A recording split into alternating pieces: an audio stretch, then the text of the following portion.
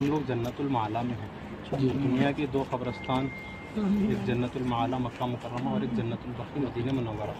یہ مکہ مکرمہ کا سب سے قدیم قبرستان ہے، اور اس میں بھی سب سے قدیم حصہ یہ ہے کہ پورا پیکڈ ہے۔ یہ جو آپ کو سامنے نظر آ رہی خبر دکھ رہا ہے اسکوائر کے اندر، وہ حضرت سیدہ خدیجہ رضی اللہ عنہا کی ہے۔ حضرت سیدہ خدیجہ رضی اللہ عنہ حضور صلی اللہ علیہ وسلم کے پہلے زوجات، ام المؤمنین تھے، پوری امت کی ماں۔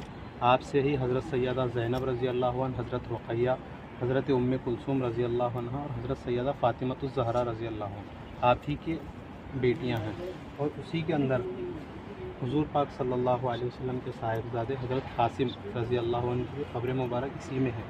یہ وہ مبارک قبرستان ہے جہاں پر ہمارے آقا صلی اللہ علیہ وسلم تشریف فرما ہوتے تھے۔ یہیں پر حضور صلی اللہ علیہ وسلم کے دادا عبد المطلب، ان کی بھی قبر یہیں پر ہے۔ حضور کے چاچا ابو طالب، ان کی بھی قبر یہیں پر ہے۔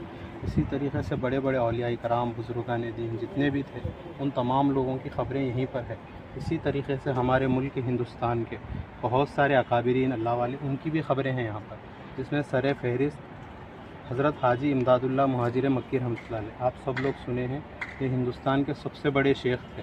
تمام اکابرین جتنے بھی ملک کے اندر ہیں، جتنے بھی بڑے بڑے مدارس ہیں، دارالعلوم دیوبند کیوں نہ ہو، سہارنپور کا کیوں نہ ہو، باقیات الصالحات کیوں نہ ہو، جامعہ نظامیہ حیدرآباد کیوں نہ ہو، یہ جتنے بھی فاؤنڈرز ہیں، جامعہ نظامیہ کے جو فاؤنڈر ہیں حضرت انوار اللہ فاروقی رحمۃ اللہ علیہ، دارالعلوم دیوبند کے جو بانیان ہیں حضرت مولانا قاسم نانوتوی رحمۃ اللہ علیہ، مولانا رشید احمد گنگوہی رحمۃ اللہ علیہ۔ اسی طریقے سے باقیات الصالحات جو ویلور کے اندر بڑا مدرسہ ہے، جس کے بانی مولانا عبدالوہاب صاحب۔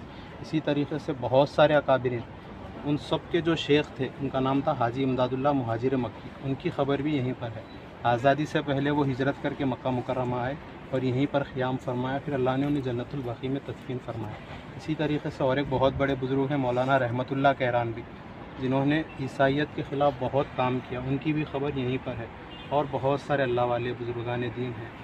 دنیا میں جنت ہے تو یہی ہے، تو ہم یہاں پر آ کر دعاؤں کا اہتمام کریں کہ اللہ تعالی ہم سب کو بھی مکہ یا مکہ مکرمہ یا مدینہ منورہ کی موت نصیب فرمائے، کیونکہ اللہ کے نبی صلی اللہ علیہ وسلم نے فرمایا اگر تم مدینے میں مرنا چاہتے ہو تو مدینے میں مرو، تو اسی لیے ہم یہاں پر دعا کریں۔ اور ایک عمر رضی اللہ عنہ کی ایک دعا ہے، وہ بھی آپ یاد کریں، اللہم ارزقنی شہادۃ فی سبیلک وجعل موتی بلدی رسولک۔ اے اللہ مجھے مدینہ منورہ کی موت نصیب فرما اور شہادت والی موت نصیب فرما۔